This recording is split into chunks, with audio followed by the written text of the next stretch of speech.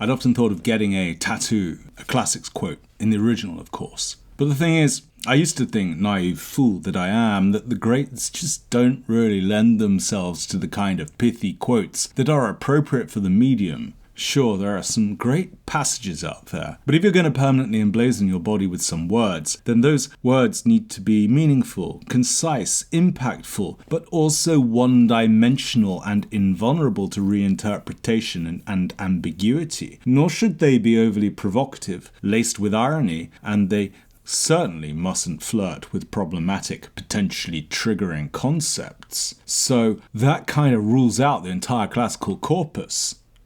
Though, to be fair, I was flicking through my copy of Horace Odes Book 1, first time I'd read any Horace in like 25 years, and I stumbled across a really catchy two-word phrase. A really obscure one. You've probably never heard of it. Anyway, it seemed perfect to me, and I couldn't understand why no one has ever thought of getting that tattooed on them. I mean, it's so catchy. Then I reread the poem and I realised why. I'm so slow on the uptake, you see. I mean, the lecherous slave master's come on to his slave girl. But I digress. Anyway, I was on the lookout for a suitable, tattooable quote for some time, but I never found one. Then, just the other day, I was listening to the audiobook of Mary Renault's Mask of Apollo. Anyway, one of the characters in the novel is none other than Plato himself. At some point, the first-person narrator cites Plato as saying something to the effect of, "Be who you wish to seem." That sentiment hit me hard. I forget the precise context, I was listening on audio, remember, but it stuck and struck a chord with me. The quote seemed to offer me a path forward.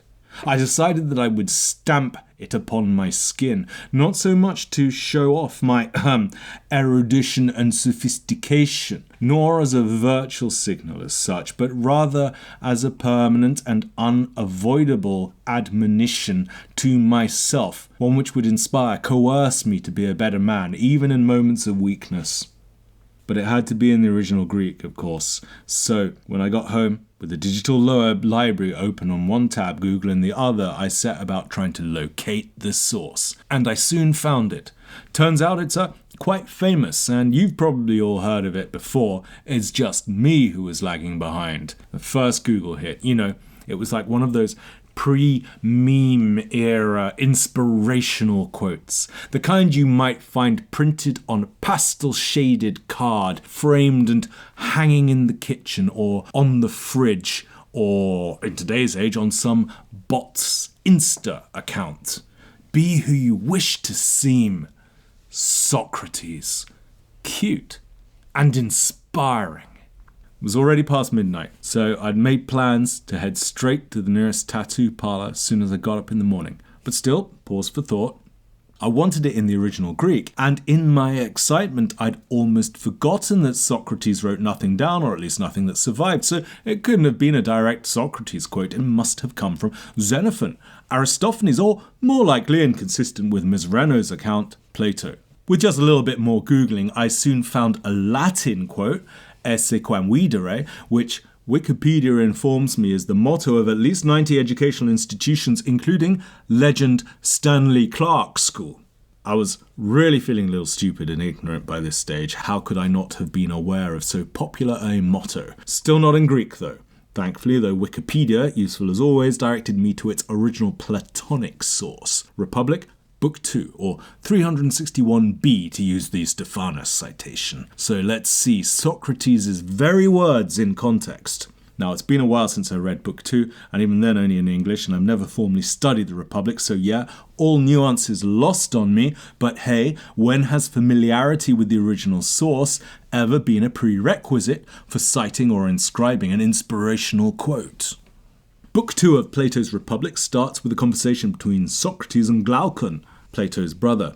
In Book 1, this guy Thrasymachus had been praising injustice, or adikia. Glaucon wants Socrates to convince him otherwise, so he sets about trying to put forward arguments as to why acting unjustly is necessary or good, in the hope that Socrates can prove him wrong. Glaucon starts by outlining 3 types of good things: those which are good in and of themselves, those which are valued in their own right, but also for their consequences, and those things which are troublesome of themselves, but which bring about good things. Glaucon asks Socrates into which class he would place dikaiosune, which is commonly translated as justice. Socrates responds that justice falls within the second class, things that are good of themselves, but which also bring about good things. Glaucon posits that the majority of people would disagree with that, and that justice is a pain in the butt worth pursuing only for the results, or rather the good reputation that it brings. Socrates purports to agree with the observation that that is what most people would think, noting that Thrasymachus has said much the same. Glaucon proposes to talk through this view in the hope that Socrates can set things straight, and Socrates is good with that.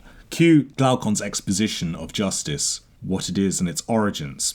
His speech goes something along the lines of that committing injustice is good, but suffering it is bad. All other things being equal, people would both mete out and receive injustices in turn, and the disadvantages of suffering injustice are generally more significant than the benefits of meting it out, so injustice nets out as a bad thing overall, and laws are imposed to ensure that people do not act unjustly, but that's a compromise. So next, Glaucon proposes a thought experiment, I guess. At this point, Glaucon introduces a famous story of Gyges, or a ancestor of Gyges, it's a bit unclear, and the famous story of his ring of power. Gyges, a 7th century Lydian king, and you might be familiar with him from Herodotus or The English Patient. I think there is something about, he's the dude whose predecessor king made spy on his wife naked, and he got found out jerking off or something behind the door, and was coerced by said king's wife to kill the king and marry her and thus gain the throne. I think that's what it says in Herodotus, but this version's a little bit different. It's about the ring.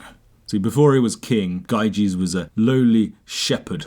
Once, when he was doing his shepherd thing, he found a massive chasm in the earth. He descended into the depths and found a magic ring. And when he put it on his finger, he, you guessed it, became invisible. So he used his magic powers of invisibility to screw the king's wife and become king. I don't know how. I prefer the Herodotus/English Patient version, with him just behind the door. Anyway, Glaucon concludes that if there were 2 such rings, and you were to give one ring to a supposedly just or dikaios person and the other to an unjust or adikos person, then how would each react? You guessed it, they'd both get up to all kinds of mischief. Now, tell me, if you had the magic ring, what would you do? Answers in the comments, please, and don't be shy. Just don't fob us off with claiming that you'd throw it into the volcano of Mordor, please.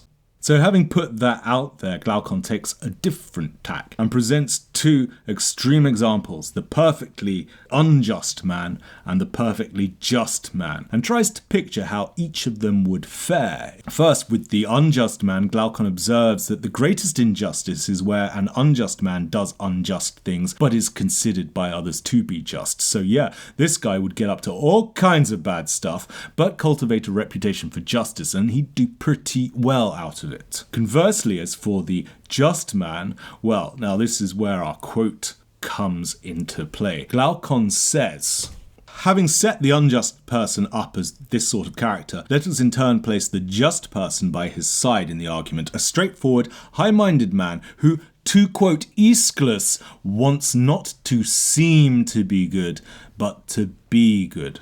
Now we must take away the outward appearance, for if he is going to be reputed just, he will have the honours and gifts this sort of reputation bestows on him, and then it will be unclear whether he has such a character because of his justice or because of his gifts and honours. Indeed, let him be stripped of everything except his justice, and made exactly the opposite of the unjust person we imagined before. Although doing no wrong, let him have a reputation for the greatest injustice, so that he may thoroughly be tested for his justice by his not weakening in the face of ill repute and all that goes with it. But let him hold an unalterable course until death, although he is really just. Let him be regarded as unjust throughout his life, so that when both have reached the ultimate of justice and injustice respectively, we may judge which of them is the happier. And there you have it, the quote.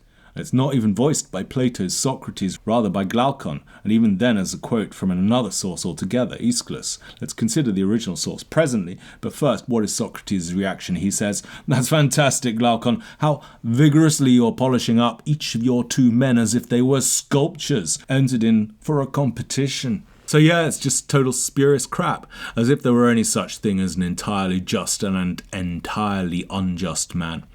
I'm minded at this point to cite Emlyn Jones and Preddy's annotation from their Loeb edition. Just as the polishing process gets rid of all extraneous matter from the sculpture, so Glaucon has eliminated any extraneous detail which might spoil the improbable four-square exactness of his comparison between just and unjust. Glaucon seems unaware of the ironical tone of Socrates' praise. Glaucon continues to explain how people would argue that the perfectly just man would have a rubbish time of things. They will say that such being his character, the just person will be whipped, stretched on the rack and imprisoned, his eyes will be burned out, and finally, after suffering every evil, he will be impaled on a stake, and come to realize that not to be just, but to seem just is what one must aim for. But Glaucon continues, referring again to the Aeschylus quote. So the saying I quoted from Aeschylus would be more correctly applied to the unjust person. In reality, they will say that the unjust person, inasmuch as he is pursuing something that relates to the truth and is not living with an eye on his reputation, does not want to seem to be unjust, but to be unjust, harvesting the deep furrow throughout his mind from which spring valuable resolutions. He will make sacrifices and dedicate votive offerings to the gods on an appropriate magnificent scale, and do service to the gods and any human he wishes far more effectively than the just person, so that it is reasonable to suppose that he is also more loved by the gods than the just person. Thus, they say, Socrates, that a better life has been provided by gods and men for the unjust than for the just person. So this "be who you wish to seem" is not a quote from Socrates at all. The closest we get in Plato, which is really quite removed from the purported quote, is a reference quoted from Aeschylus about the man who wishes to be rather than seem just. And that's not even voiced by Socrates but by Glaucon. Nor is Glaucon citing it as any kind of direct injunction to be that way, but rather as part of his thought experiment showing the perfectly just and perfectly unjust man, which in turn is all just part of an argument which he wants Socrates to refute. We've got so many layers here, and the Republic's not even got going yet. We're only a couple of sections into book 2. Like I say, I've never really studied the Republic, or any philosophy for that matter. I ditched it my first term of university. But I don't know, maybe it's got something in there about the realities of acting justly rather than of outward appearances. I don't know, but whatever, it's not this quote, which doesn't even talk about justice or being agathos or anything, just a more generic be whatever you want to seem thing. But yeah, the phrase, such as it is, supposedly comes from Aeschylus, so let's follow that to its source. Turns out it's a quote from the Seven against Thebes. Specifically, the scout's speech to Eteocles describing the shield of Amphiaraus. Shame on me, how could I have forgot? We looked at Aeschylus' 7 against Thebes way back in the first video on this channel. Aeschylus' 7 against Thebes is a take on the siege from the perspective of the defenders of the city, led by Eteocles. The central passage is an exchange between Eteocles and a messenger or scout, who describes each of the besieging champions and the symbols emblazoned upon their shields. When the scout comes to Amphiaraus' shield, he notes that his shield is plain and unadorned, without any kind of symbol or virtue signal. At that point, the scout says, "On the shield circled there was no image, for Amphiaraus desires not the appearance of excellence, but the reality, harvesting a deep furrow in his mind from which good counsels grow." Plato's Glaucon in the Republic does not even quote Aeschylus verbatim, substituting agathos for aristos and changing the word order and grammar around. Aristos, sometimes translated as best or excellent, hence the term aristocrat, usually pertains to martial excellence, rather than the more general sense of agathos as good, but whatever. But this particular quote has its own afterlife, aside from Plato. There's a passage in Plutarch's Life of Aristides, where Aristides is attending a performance of the 7 against Thebes, and everyone turns around to look at him at the point the quote comes up. Altogether admirable was Aristides' steadfast constancy amid the revulsions of political feeling. He was not unduly lifted up by his honours, and faced adversity with a calm gentleness, while in all cases alike he considered it his duty to give his services to his country freely and without any reward, either in money or what meant far more in reputation. And so it befell, as the story goes, that when the verses composed by Aeschylus upon Amphiaraus were recited in the theatre, he wishes not to seem but rather to be just, then all the spectators turned their eyes on Aristides, feeling that he, above all other men, was possessed of such excellence. In this variant we have dikaios, just, substituted for Aristos. Clearly a bullshit story, of course, as if that's how any audience would react at the theatre, and Plutarch was writing over 500 years after Aristides anyway. But it goes to show this quote, such as it is, has been and continues to be and misquoted, reattributed, and so on, for all kinds of purposes, just like all pithy quotes. So yeah, the closest thing we can get to Socrates' quote is really not that at all. What about the Latin variant, esse quam videre, the one on Stanley Clark's school? Wikipedia says it comes from Cicero de Amicitia and Sallust. Now, I'm loath to take citations for granted, so it's back to the Loeb library. I've never read De Amicitia. Apparently, it's a dialogue written by Cicero in the voices of this Laelius dude and his sons-in-law or something, talking about random things about friendship. Anyway, at some point, it says, "It is not virtue I am talking about, but a reputation for virtue. For many wish not so much to be as to seem to be endowed with real virtue. Such men delight in flattery, and when a complimentary speech is fashioned to suit their fancy, they think the empty phrase is proof of their own merits." Okay, still not any kind of injunction to be who you wish to seem. Sallust, then. Okay, it's from the Catiline War, talking about a well-known prude Cato the Younger. Wait. As I open the page on Loeb, I realised that I think I studied this for GCSE, and that was like 30 years ago, so no wonder I've forgotten. Cato, on the contrary, cultivated self-control, propriety, but above all sternness. He did not vie in riches with the rich, nor in intrigue with the intriguers, but with the energetic in merit, with the self-restrained in moderation, with the blameless in integrity. He preferred to be rather than to seem virtuous. Hence, the less he sought renown, the more it overtook him. I think I'm gonna be sick. What have I shown so far? Absolutely nothing, except that the supposed Socrates quote is spurious bullshit, as I suspect, though cannot prove, all inspirational quotes are. Socrates didn't say, "Be who you wish to seem." The closest we get in Plato isn't even spoken by Socrates and immediately undermined by him, and has a history of ironizing misquotes. Even the Latin near equivalents are used in entirely different contexts, having nothing to do with Socrates and being a far cry from the kind of simple, worthy injunction to be whoever it is you wish to seem. Now, all of this is just one digression, roundabout route, and I lied to you all. You see, pretty much as soon as I Googled that purported Socrates quote, I found a question on Quora. Did Socrates ever actually say, "Be as you wish to seem"? I've seen it quoted a lot, but I can't find any record of him saying or writing it. The response came straight from a gentleman using the tag Mark Anacreon. I don't recall Socrates saying anything like this. Also, it isn't the kind of thing Plato's Socrates would say.